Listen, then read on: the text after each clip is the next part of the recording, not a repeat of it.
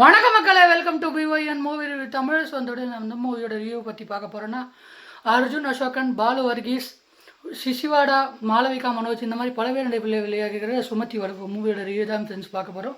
சுமதி வளவு இந்த படத்தோட கதையை பற்றி சொன்னோன்னா, இந்த படத்தில் ஸ்டார்டிங் வந்து பார்த்தீங்கன்னா ஒரு வில்லேஜை வந்து பார்த்தீங்கன்னா காட்டுறாங்க. காட்டுற இடத்துல வந்து பார்த்தீங்கன்னா இந்த வில்லேஜை சுற்றி வந்து பார்த்தீங்கன்னா சுமதி வளவுன்னு ஒரு இடம் இருக்காது.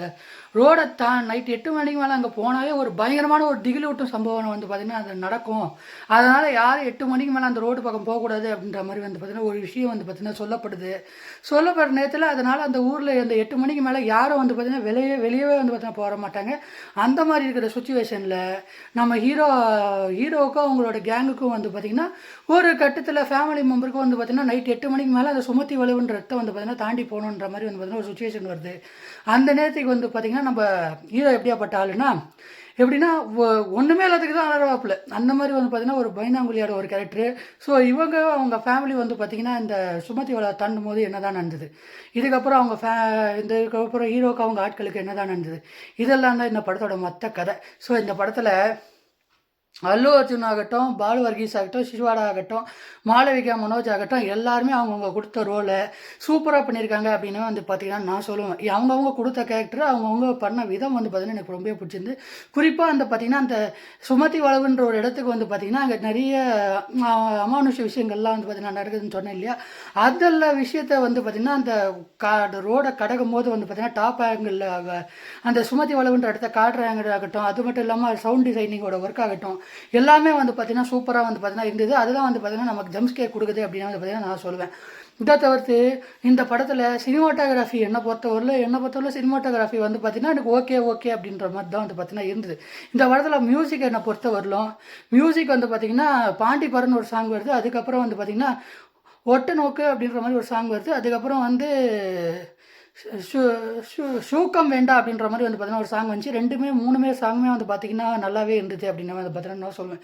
இன்னொரு பாட்டு ஒன்று இருக்குது, பட் அது வந்து பார்த்திங்கன்னா எனக்கு அந்த அளவுக்கு வந்து பார்த்திங்கன்னா எனக்கு வந்து பார்த்திங்கன்னா எனக்கும் ஓகேவாக தான் வந்து பார்த்திங்கன்னா இருந்தது. இந்த 3 பாட்டு வந்து இடத்துல நல்லா இருக்குது அப்படின்னு வந்து பார்த்திங்கன்னா இந்த இடத்துல வந்து நான் பதிவு பண்ணிக்க விரும்புகிறேங்க.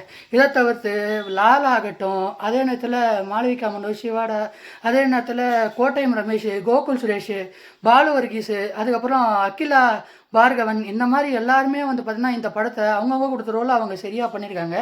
குறிப்பாக இந்த படத்தில் இருக்கிற பிரச்சனையே என்னன்னா, இந்த படம் வந்து பார்த்திங்கன்னா ரொம்ப நேரம் இழுக்குதுங்க.